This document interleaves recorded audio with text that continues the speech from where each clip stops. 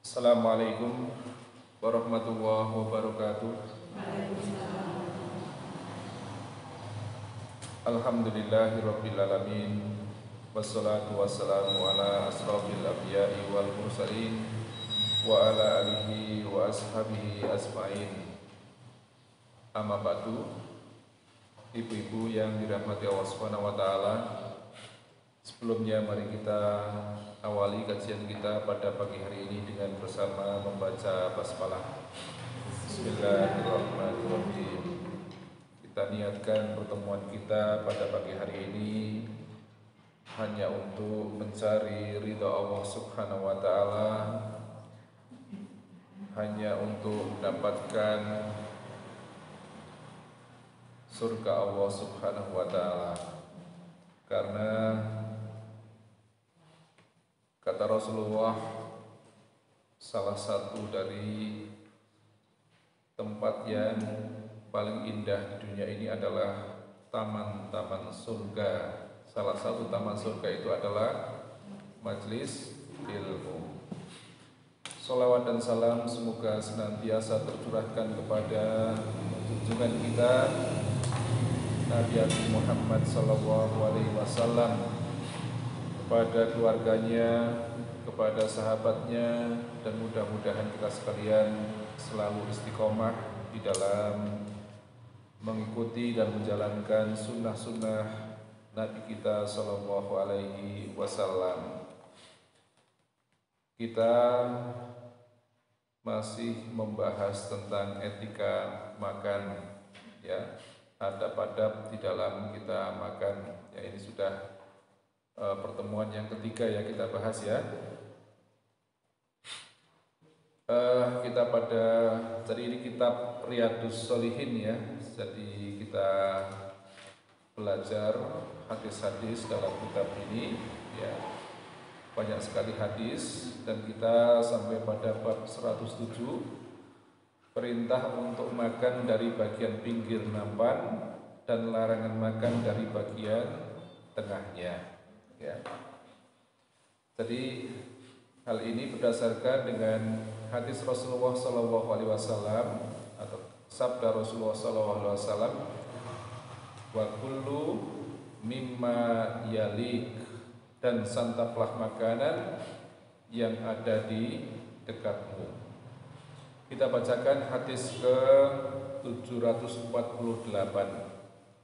Wa an ibni Abbasin radhiyallahu anhuma anin Nabi sallallahu alaihi wasallam qol al barakatu tanzilu wasattat ta'ami fakulu min hafataihi wala ta'kulu min wasatih. Rawahu Abu Dawud wa Tirmidzi wa qala hadisun hasan sahih. Dari Ibnu Abbas radhiyallahu anhu dari Nabi sallallahu alaihi wasallam, beliau bersabda, keberkahan itu turun dari bagian tengah makanan. Maka makanlah dari pinggir-pinggirnya dan janganlah kalian makan dari tengahnya. Hadis riwayat Abu Dawud dan Tirmidzi. Dia berkata bahwa hadis ini adalah hasan sahih.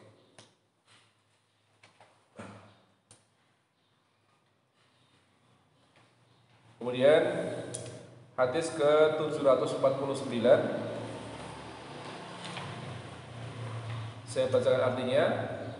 Dari Abdullah bin Bushr radhiyallahu an, ia berkata, dahulu Nabi SAW memiliki sebuah nampan yang disebut dengan borok, yang diangkat oleh 4 orang. Ketika orang-orang semakin ramai, Rasulullah SAW duduk bertumpu pada kedua lututnya. Seorang Arab pedalaman bertanya, duduk apakah ini? Rasulullah SAW bersabda, sesungguhnya Allah telah menjadikan aku seorang hamba yang murah hati dan tidak menjadikan aku seorang yang sombong dan keras kepala. Kemudian Rasulullah SAW bersabda, makanlah kalian dari bagian pinggirnya dan jangan makan dari bagian atasnya. Semoga kalian diberkahi padanya. Jadi ini masih perkara etika makan di mana dua hadis ini menjelaskan kepada kita, ya. Yang pertama adalah hendaknya kita makan dari pinggirnya, dari bagian pinggir, ya, bukan dari bagian tengah. Jadi kalau kita makan dengan nampan, ya, karena Rasulullah SAW ini biasa makan dengan para sahabat, makan bersama, makannya itu dengan menggunakan nampan, ya. Bahkan dikatakan Rasulullah punya satu nampan yang namanya gorok, ya. Nampan Rasulullah itu besar, dibawa oleh 4 orang. Ya, kalau makan bersama-sama, bukan makan sendiri-sendiri yang seperti kita lakukan itu. Jadi kenapa yang kita lakukan selama ini, ya, kita makannya itu adalah kadang-kadang hanya sekedar pengen wareg, okay, pengen kenyang, okay, wonten maem ben wareg. Tapi kita lupa yang namanya keberkahan, ya. Padahal, ya, apapun yang kita ini lakukan, mestinya yang kita harapkan adalah kita mendapatkan berkah dari Allah Subhanahu wa ta'ala. Mau bekerja, kita ingin mendapatkan berkah dari pekerjaan yang kita lakukan. Sehingga jenis pekerjaan yang kita lakukan, jam kerja yang kita keluarkan, tenaga yang kita keluarkan pada saat bekerja juga tidak lepas dari keberkahan Allah. Ya. Ada seorang yang bekerja, ya. Ketika waktu sholat dia tetap bekerja. Ya. Ini artinya apa? Keberkahannya mungkin tidak ada. Ada yang orang bekerja mungkin bekerja di tempat yang riba, maka mungkin dia mendapatkan gaji dari situ. Tetapi apakah dia mendapatkan keberkahannya? Belum tentu. Ya, sama seperti ini. Orang banyak makan sekarang ini, ya, paling seneng orang makan kuliner, ya, di foto-foto. Kalau di foto-foto dipasang di media sosial, jadi berkah enggak? Nah, ini yang paling pasti adalah, ya, ketika kita makan jangan lupa bahwa bukan sekedar kenyang yang kita cari, tetapi kita mendapatkan keberkahan. Nah, di dalam hadis ini Rasulullah SAW menjelaskan kalau makan jangan dari tengah, karena keberkahannya ada di tengah. Kalau jenengan makan, kita makan dari tengahnya dulu, maka hilanglah kalau sudah keberkahan itu diambil. Ya, maka dari pinggir, ya, dari pinggir, jangan dari bagian tengahnya. Kemudian dari hadis ini kita juga diajarkan bagaimana cara duduk Rasulullah ketika makan. Pada pertemuan yang lalu sudah kita singgung sedikit, ya, bagaimana ketika kita makan itu posisi duduknya. Rasulullah SAW, ya, beliau, ya, bertumpu pada kedua lututnya, seperti yang tadi saya lakukan ini, bertumpu pada kedua lututnya. Jadi begini, orang yang duduk seperti ini makan itu makannya tidak nyaman pasti. Oke. Ini berbeda dengan kita kan? Kita kalau makan cari posisi yang nyaman, makanya jadi banyak. Rasulullah SAW mengambil dunia ini sangat sedikit, ya. Jadi ya, ibu-ibu kan takut gemuk, ya. Ibu-ibu takut gemuk kalau makan dengan posisi yang nyaman sekali itu, makanya jadi tambah banyak, ya. Makanya jangan sampai makan itu dengan posisi yang nyaman. Rasulullah kalau makan ini bertumpu pada kedua lututnya, sehingga ya makannya ini tidak banyak. Masih ingat bagaimana Rasulullah makan? Rasulullah makan ketika lapar dan berhenti sebelum kenyang. Pun warak ampun. Tene itu saya maaf. Oke. Yuk. Sitane napa? Kuwaregen. Gitu. Nek kuwaregen artinya sudah lebih daripada kenyang. Padahal Rasulullah berhenti sebelum kenyang. Oke, ingat-ingat nggih. Ini ya. Kemudian bab 108 tentang makruhnya makan sambil bersandar. Kita bacakan hadis ke-750.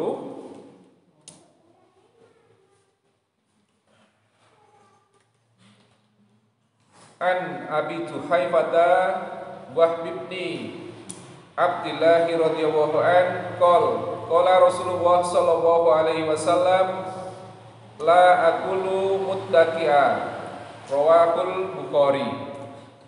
Dari Abu Juhaifah Wahb bin Abdullah radhiyallahu an, dia berkata Rasulullah sallallahu alaihi wasallam pernah bersabda, aku tidak makan dengan posisi bersandar. Hadis riwayat Al-Bukhari. Kata Rasulullah, aku tidak makan dengan posisi bersandar. Ya. Al-Khattabi berkata, maksud bersandar di sini adalah duduk di atas bantal. Ia juga berkata, maksud hadis ini maksud hadis di atas adalah Nabi tidak duduk sambil bersandar di atas bantal seperti layaknya orang yang rakus makan. Tetapi Nabi duduk di atas kedua lututnya dan memakan makanan secukupnya. Ya.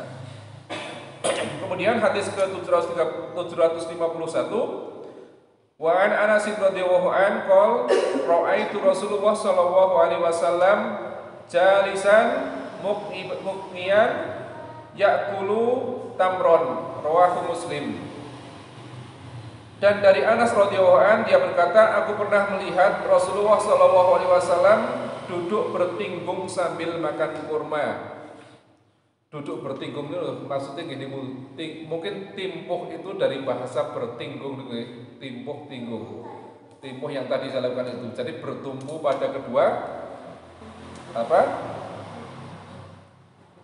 Lutut ya. Jadi Rasulullah kalau makan tidak pernah bersandar, makruh hukumnya. Jadi bersandar ada yang begini, makan sambil begini nih. Apakah dengan tangan kirinya, apakah gini, dimaam dulu terus gini. Gitu ya. Ini nggak boleh. Ya. Apalagi kemudian memang betul-betul bersandar di kursi. Kalau dia leyeh makan itu ada dalam hadis Rasulullah mengatakan ini aku makan seperti makannya seorang hamba, kata Rasulullah. Yang Rasul akan lakukan itu, ya. Maka kita tiru bagaimana Rasulullah makan seperti makannya seorang hamba. Kalau hamba itu kan apa? Gak enak sama tuanya gitu ya. Makan itu yo siti, makan itu gitu. Jadi bukan seperti orang rakus, bukan seperti orang yang sak ngelih kita itu ya seperti inilah.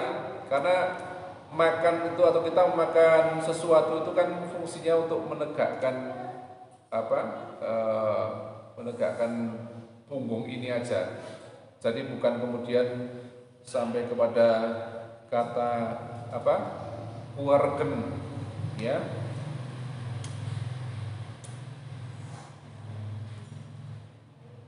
Ini baik makan apapun, ya, sampai Rasulullah hanya makan kurma saja seperti itu duduknya, ya, dalam hadis ini, ya. Tidak hanya makan nasi, ya, misalnya kita makan makan snack pun ya sama saja seperti itu yang kita lakukan. Jadi tidak bersandar, nggih. Mboten bareng kali layek. Orang yang makan sambil bersandar itu adalah dikatakan dalam ini adalah ciri-ciri orang yang sombong dan angkuh. Yuk kroso nggih. Nggih. Orang yang sombong dan angkuh. Kemudian bab 109 amalan sunnah yaitu makan dengan 3 jari, menjilat jemari dan makruh mengusapnya sebelum dijilat, menjilat piring, memungut dan memakan makanan yang jatuh, boleh mengusapkan jemari ke lengan, telapak kaki dan lain-lain setelah dijilat. Hadis ke-752. An Ibni Abbas radhiyallahu anhuma qala Rasulullah sallallahu alaihi wasallam idza akala ahadukum ta'aman fala yamsah asabi'ahu hatta yal'aqaha aw yul'iqaha, muttafaqun alaih. Dari Ibnu Abbas radhiyallahu anhuma, dia berkata, Rasulullah sallallahu alaihi wasallam bersabda, apabila salah seorang di antara kalian selesai makan, maka janganlah ia mengusap jari-jarinya sehingga dia menjilatinya atau minta orang lain melakukannya. Muttafaqun alaih. Kemudian hadis ke-753, wa an Ka'b bin Malik radhiyallahu an qol ra'aitu Rasulullah sallallahu alaihi wasallam ya'kulu bisalasin asabi'a fa idza faragha la'iqaha, rawahu Muslim. Dari Ka'ab bin Malik radhiyallahu an, dia berkata, aku pernah melihat Rasulullah sallallahu alaihi wasallam makan dengan 3 jari dan bila selesai beliau menjilati jari-jarinya. Hadis riwayat Muslim. Oke, ini hadis yang pertama dan kedua dulu, ya. Ini ada perintah dari Rasulullah Shallallahu Alaihi Wasallam. Yosewu Rasulullah melakukan. Rasulullah tiang enggang kita tres. Nadi Rasulullah tiang enggang kita contoh enggang kita tulo doni. Rasulullah anggenipun dahar, rampung dahar, astanipun menika dicilati. Cicik mboten? Cicik mboten? Lah niki masalahnya kalau kita mengimani kepada Rasul, apa yang Rasulullah sallallahu alaihi wasallam lakukan, jangan pernah ada kata jijik, jangan pernah ada kata hiko ora pantes temen. Nggih. Kita kadang-kadang begitu alasannya hi ora pas temen yo mosok wong akeh namun wong akeh kok dicilati. Ya. Kalau kita sudah bisa mengatakan begitu, pertanyaannya apakah kalau kamu sendiri makan, ya, tidak ada orang lain juga dicilati? Padahal nggak ada orang lihat. Nggih mboten? Ya. Ini sunnah karena kita tidak tahu keberkahan makanan itu ada di mana. Boleh jadi keberkahan makanan itu ada pada makanan yang menempel di jari-jari kita. Sekali lagi ibu-ibu, Yosewu, apa yang kita cari ketika makan? Loh, nggih mboten. Kalau hanya wareg kenyang, sudah yang ada di piring entek ya syukur, ora ya syukur. Nggih mboten.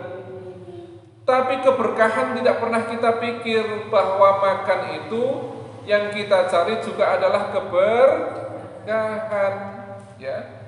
Makan itu yang kita cari adalah keberkahan. Jangan pernah hanya dapat wareg ketok. Yo nek wareg nggih dilalah segone pas-pasan ya. Biasane 2 centong kok ming sak centong, we ora wareg, ora berkah. Nggih, tambah ora oleh kabeh. Maka yang paling harus kita lakukan apa yang dicontohkan oleh Rasulullah, kita ikuti. Jadi pastikan ya, pastikan karena kita tidak tahu keberkahannya itu ada di mana. Keberkahannya ada di mana. Oke. Sampai Rasulullah mengatakan ya, atau minta orang lain menjilatkannya.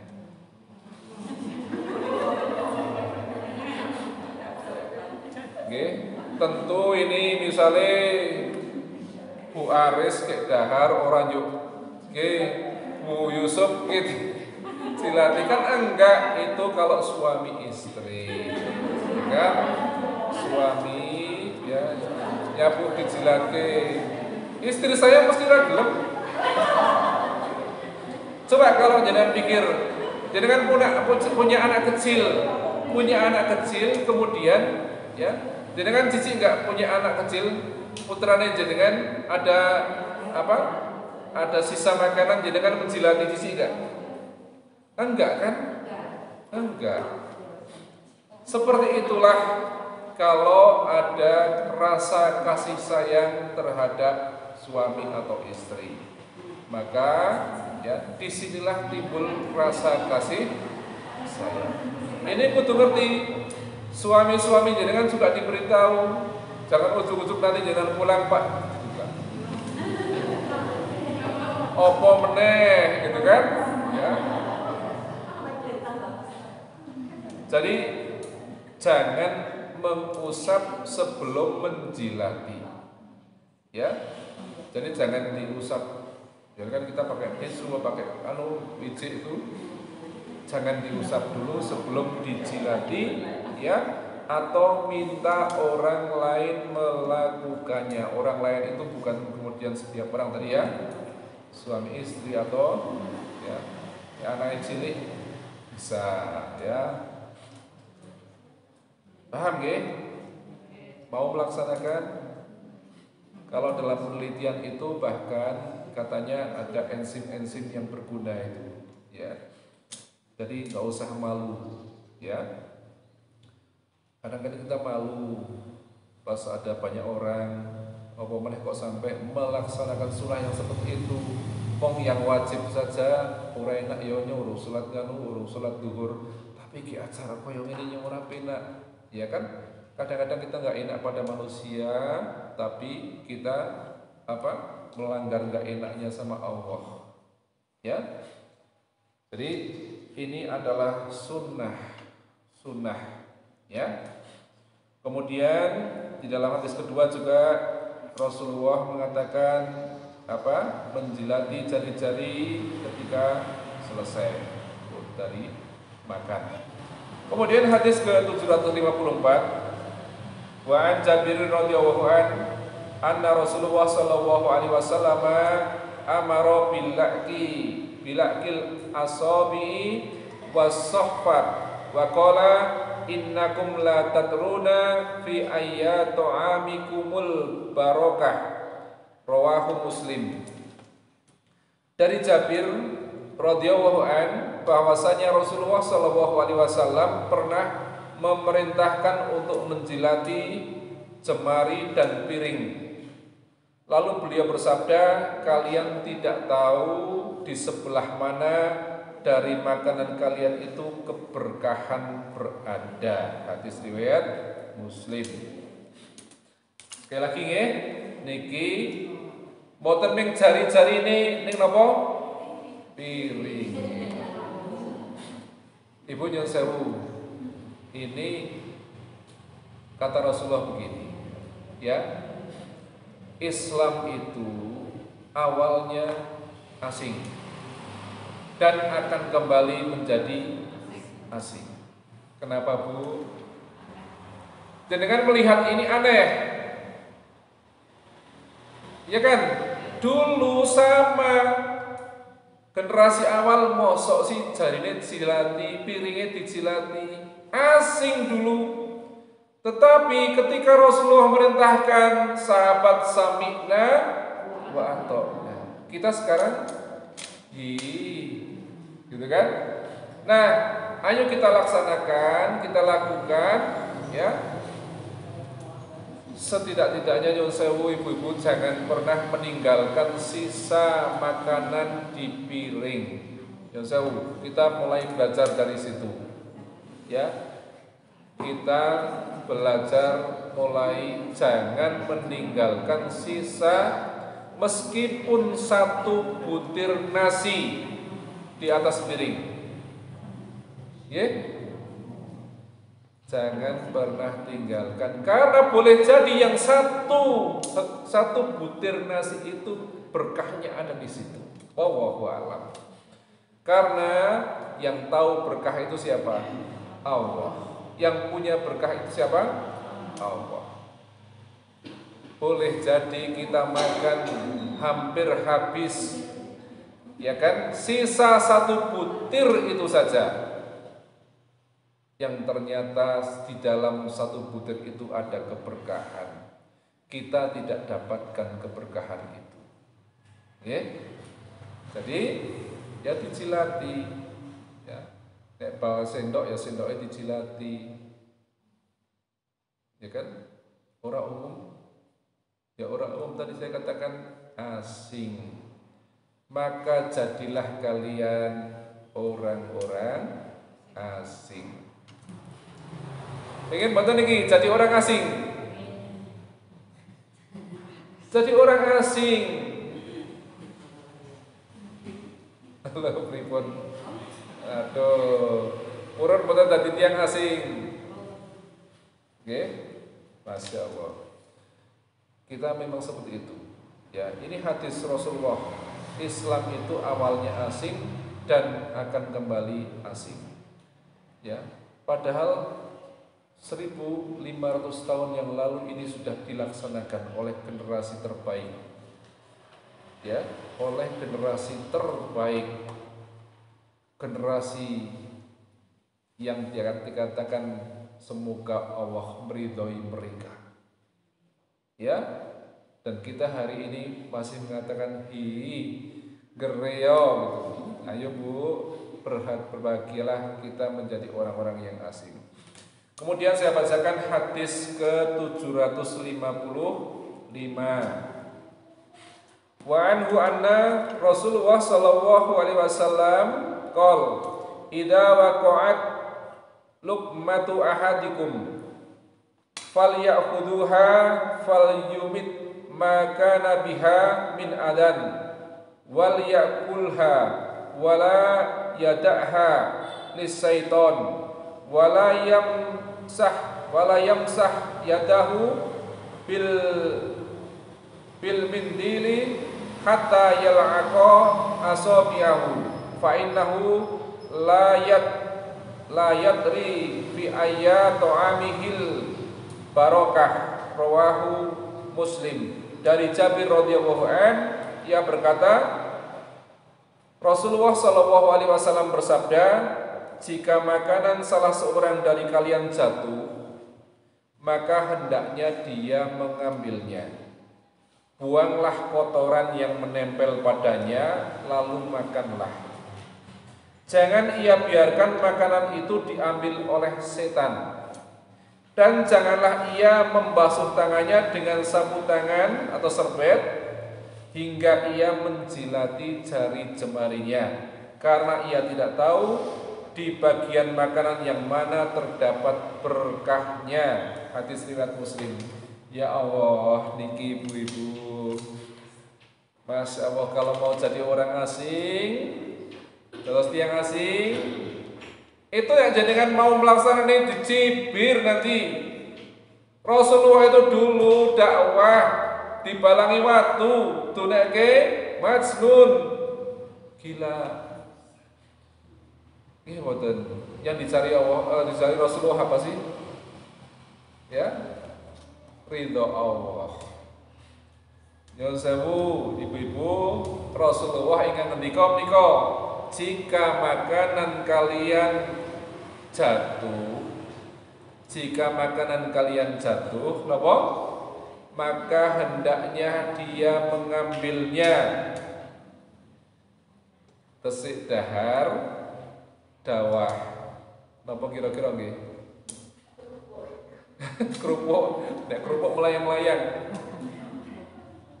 Telur jatuh. Glundung dilalah. Oke. Niku loh, masyaallah. Pripun Bu? Telure dipendet, diresiki. Yo didahar. Oke. Ibu-ibu biasane gengsi niki. Mosok sih ya, sebelah isinnya ngisi-ngisi timen ya. Ini Bu, sunnah ya Allah, sunnah ini. Sunnah yang kita tinggalkan. Tiba sidilu agi tiba wae wis langsung ora dimaem. Ya. Kita tidak tahu, boleh jadi yang dari yang di tempat yang jatuh itu ada keberkahan. Sama seperti tadi, boleh jadi yang satu butir sisa itu beras atau nasi itu ada berkah di sana. Jangan kemudian ditinggalkan, jangan kemudian dia jatuh tidak kita ambil. Ya, caranya prikit terserah dengan dilapi apa diopo, ya kan? Tapi diambil. Ini sunnah. Sing ngendika sinten menika? Rasulullah. Pitados dan Rasulullah. Saged nglampahi? Insyaallah. Awet menika nyuwun sewu. Kata Rasulullah, jangan biarkan makanan itu diambil oleh setan. Nggih. Artinya kalau makanan tadi jatuh tidak kita ambil, sing ambil siapa? Setan. Mau memberi makan setan? Artinya jenengan memberi makan setan kalau tidak diambil. Kemudian dia tadi dilanjutkan, dan janganlah membasuh tangannya dengan sapu tangan sehingga dia menjilati jari jemarinya, karena tidak tahu keberkahan makanan itu ada di mana. Saged dipraktekke mboten? Nika jentilik haji. Maka diparingi dahar mboten? Malah oke riyen nggih, mestine nggih. Lah mangke nek dahar niku jajal dipraktekke jal. Dipraktekke wis ngerti ilmune ya praktekke bareng. Mangke mboten usah gem sendok. Mboten usah gem sendok terus ibu-ibu jamaah niki pinten? Piantun 15, piantun 20 mangke menjilati jari semua ini. Ya. Masya Allah. Tuan rumahnya yuk, Masya Allah, kita sama sambil huda, Ibu Aisyah luar biasa. Oke.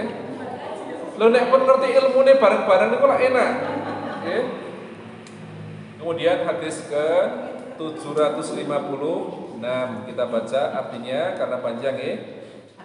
Dari Jabir radhiyallahu an bahwa Rasulullah sallallahu alaihi wasallam bersabda, sesungguhnya setan selalu menyertai salah seorang dari kalian dalam setiap urusannya, sampai setan mengikutinya pada saat makan.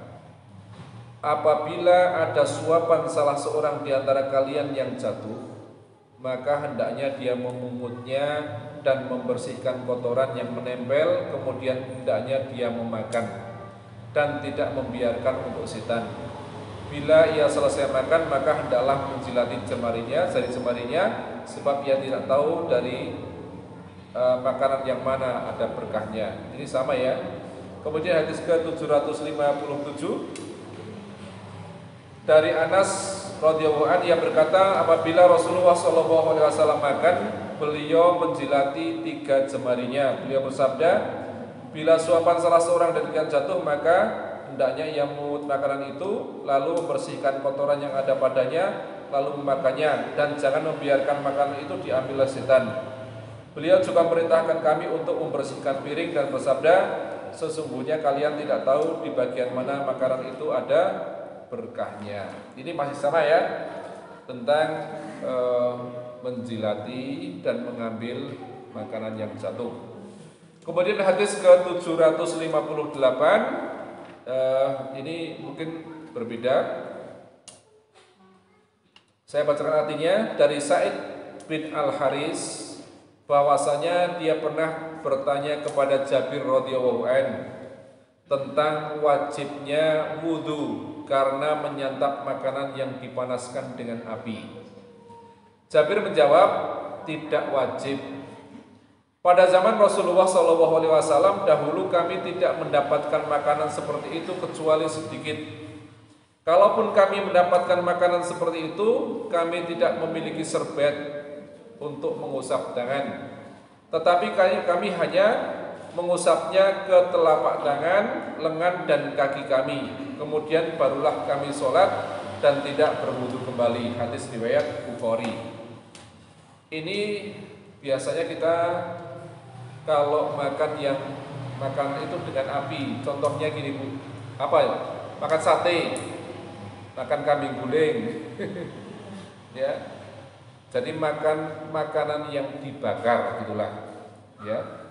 Ini ada yang bertanya, nek makan makanan yang dibakar itu apakah wudu apa ora?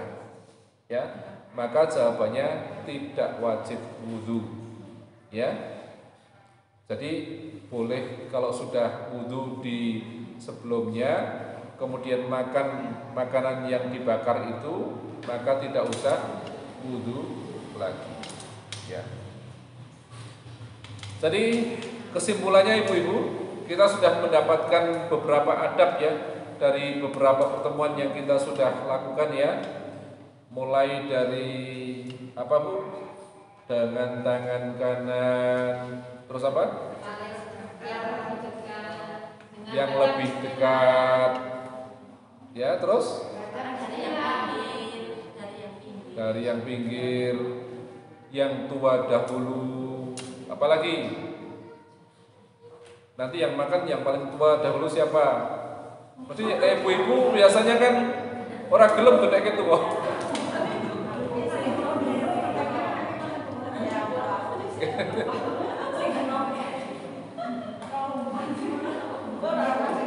Nanti buka-bukaan KTP. Terus apalagi Bu? Apalagi sunahnya? Tidak boleh bersandar. Oh bukan Bu Aris, boleh justru dengan bicara. Kalau makan itu sambil ngobrol, ya.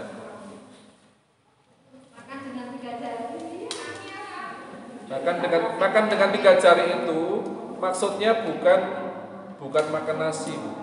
Jadi yang bisa diambil dengan 3 jari. Ya. Mungkin saya tambah sedikit ya. Ini bab 110 mengajak teman untuk makan. Hadis ke-759 saya bacakan. Ngan Abi Hurairah radhiyallahu an, qala Rasulullah sallallahu alaihi wasallam, ta'amul isnaini kafil salasat wa ta'amus salasati kafil arba'ah, muttafaqun alaih. Dari Abu Hurairah radhiyallahu anhu dia berkata, Rasulullah sallallahu alaihi wasallam bersabda, makanan 2 orang cukup untuk 3 orang, dan makanan 3 orang cukup untuk 4 orang, muttafaqun alaih. Kemudian hadis ke-760, wa an Jabirin radhiyallahu an sami'tu Rasulullah sallallahu alaihi wasallam yaqul, ta'amul wahidi yakfil isnain wa ta'amul isnain yakfil arba'ah wa ta'amul arba'ati yakfis samaniyah. Rawahu Muslim. Dari Jabir radhiyallahu an, dia berkata, aku pernah mendengar Rasulullah sallallahu alaihi wasallam bersabda, makanan satu orang cukup untuk 2 orang. Makanan 2 orang cukup untuk 4 orang. Makanan untuk 4 orang cukup untuk 8 orang. Oke, niki apa? Kelipatan. Ya, makanan untuk 1 orang cukup untuk 2 orang, makanan 2 orang cukup untuk 4 orang, makanan 4 orang cukup untuk 8 orang. Masya Allah. Tentu ini kalau dilaksanakan ya dengan adab-adab Rasulullah. Ya, kalau dahari bersandar, makanan untuk 2 orang hanya cukup untuk 1 orang. Oke, kebalikannya, oke? Ya kan? Karena sudah tidak lagi memenuhi atau mengikuti sunnah Rasulullah, ya. Jadi mestinya makanan 1 orang cukup untuk 2 orang. Coba sekali-kali jenengan praktek di rumah sama suami jenengan, sama anak jenengan, ya. Dik, nek mam koyo ngene, Rasulullah gini. Enggak senak mesti bu kok kaya niku si mami. Nggih, boten senak. Ya. Karena kita memang sudah biasa begitu, apalagi kalau orang-orang dahulu itu kan kalau dahar itu ada di rumah-rumah itu dulu ada koyo amben gitu nggih, bareng di amben duduk silo gitu. Kena ambangan itu amben mesti akeh. Ya. Nah, mesti akeh. Apalagi nyuwun sewu ibu-ibu, ini penting kalau kita kondangan kemudian prasmanan kan nggih. Enten daharan niku ada setelah nasi ada apa? Ada banyak lauk nggih. Ada ayam, ada ikan, ada daging, ada udang, ada sayuran, yang terakhir ada sop. Ya. Niku kinten-kinten jenengan mendet 1 atau diambil semua.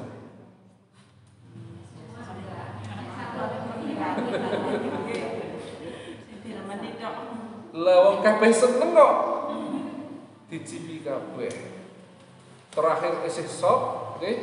Mangke setelah makan yo nang gubukan bakso. Pun teng gubukan bakso, ayo teng gubukan nyongklok. Mangke teng gubukan wah ya Allah, semuanya dimakan. Ya kan? Kalau lenggah di sana itu kan biasanya ada kursi dan itu memang sandaran kan. Jadi ya kundur-kundur pun warep ya. Mangke tesih enten kondangan melih baleni melih wong sedina mulih kondangan 3. Juk dadi apa niki? Juk le ndamel status gagal dia. Nggih, ibu-ibu ngaten ya.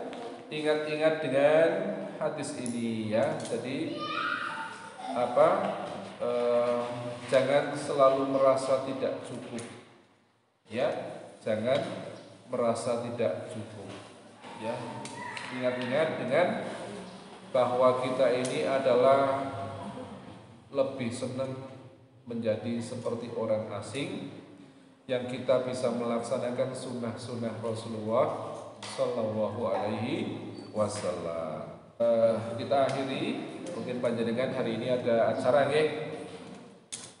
Mudah-mudahan bermanfaat.